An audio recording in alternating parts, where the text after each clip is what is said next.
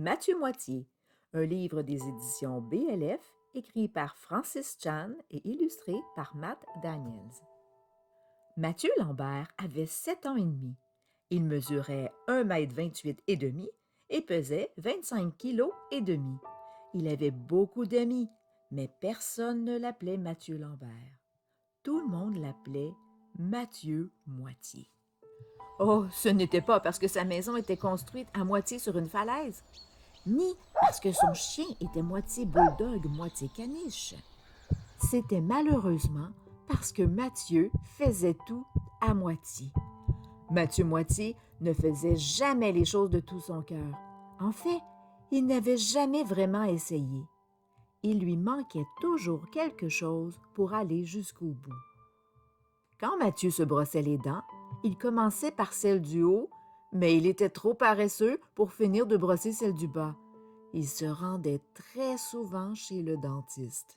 À l'école, Mathieu ne faisait ses devoirs qu'à moitié, et quand il y avait un contrôle, il ne répondait qu'à la moitié des questions. Il n'apprenait que la moitié de ses leçons, jamais plus.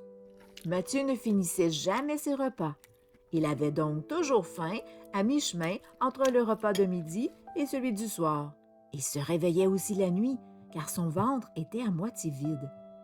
Mathieu était toujours épuisé, car il ne mangeait que la moitié de son assiette et ne dormait que la moitié de la nuit. Franchement, ce n'était pas assez pour garder la forme. Quand Mathieu jouait au soccer, il n'écoutait qu'à moitié son entraîneur.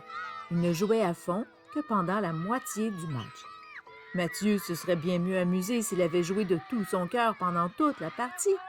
Et puis, son équipe aurait été bien plus contente de lui. Un jour, Mathieu était sorti jouer dehors, mais il n'avait fait ses lacets que sur une seule de ses chaussures.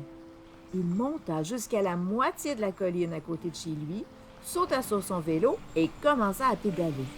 Il roulait de plus en plus vite, et voilà que son lacet se coinça dans la roue de son vélo. Mathieu percuta de plein fouet la voiture de son papa. Son vélo était tout tordu, et Mathieu s'était fait drôlement mal à la jambe. La voiture de son papa était toute cabossée. Mathieu savait qu'il avait fait une grosse bêtise.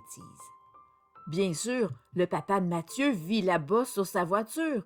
Il demanda « Mathieu, sais-tu ce qui s'est passé avec ma voiture? » Mathieu ne voulait pas mentir, mais il ne voulait pas non plus avoir d'ennui. Alors il répondit « Je n'ai vu personne percuter ta voiture. » Mais ce n'était que la moitié de la vérité. C'est alors que le téléphone sonna. « Oui, allô? J'appelle juste pour savoir si Mathieu va bien, » dit M. Ruggieri, le voisin de Mathieu. « Je l'ai vu ce matin percuter votre voiture avec son vélo, alors j'ai pensé qu'il s'était peut-être bien fait mal. » Mathieu essaya d'expliquer. « Je t'ai dit que je n'ai vu personne percuter ta voiture et c'est la vérité. J'avais les yeux fermés. »« Mathieu, tu n'as pas été honnête avec moi, » répondit son père tout triste. « Ne dire que la moitié de la vérité, c'est dire un mensonge tout entier. Et vivre ta vie à moitié seulement, ce n'est pas une bonne chose. » Tu comprends? Dieu ne veut pas que nous vivions avec un cœur partagé. Jésus ne veut pas que nous l'aimions à moitié seulement. Il nous le dit dans la Bible. Jésus a raconté un jour l'histoire d'un homme qui voulait construire une tour. Avant de commencer, cet homme s'est assuré qu'il avait assez d'argent pour le faire. Il s'est assuré que sa tour serait bien construite et qu'elle resterait debout longtemps. Il ne voulait pas qu'on se moque de lui parce qu'il n'aurait fait son travail qu'à moitié. Il voulait au contraire que les gens sachent qu'il avait bien travaillé. Cet homme n'avait pas travaillé qu'à moitié pour faire cette tour. C'est pareil pour nous. Nous ne devrions pas suivre Jésus à moitié seulement. Il mérite que nous l'aimions et que nous le suivions de tout notre cœur. Mathieu se mit à pleurer. « Mais je n'ai jamais réussi à faire les choses en entier. » Dieu sait qu'avec nos propres forces, aucun d'entre nous n'est capable de l'aimer à fond.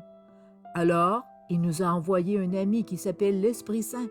Il nous aide à vivre pour lui de tout notre cœur. Quand nous décidons de suivre Jésus entièrement, l'Esprit de Dieu remplit nos cœurs et nous aide à obéir à Dieu. « Est-ce que l'Esprit de Dieu peut m'aider, moi aussi? » demanda Matthieu. « Bien sûr, » répondit son père. « Dieu aime quand nous lui demandons son aide. » Alors, Matthieu commença à prier. « Jésus, je suis désolé, car je ne t'ai pas obéi. Je veux te suivre, mais je ne veux pas te suivre qu'à moitié. J'ai besoin de ton aide. S'il te plaît, donne-moi ton esprit, alors je pourrai comprendre comment je dois te suivre. » Dieu a répondu à la prière de Matthieu. Maintenant, il finit tout ce qu'il commence. Quand il va sortir, il fait les lacets de ses 2 chaussures. Quand il mange, il finit son assiette. Quand il va à l'école ou joue au soccer, il écoute tout ce que son professeur et son entraîneur lui disent et il se donne à fond. Il essaie aussi d'obéir à ce qu'il lit dans la Bible. Bien sûr, il n'est pas parfait, mais l'Esprit de Dieu lui vient en aide tous les jours.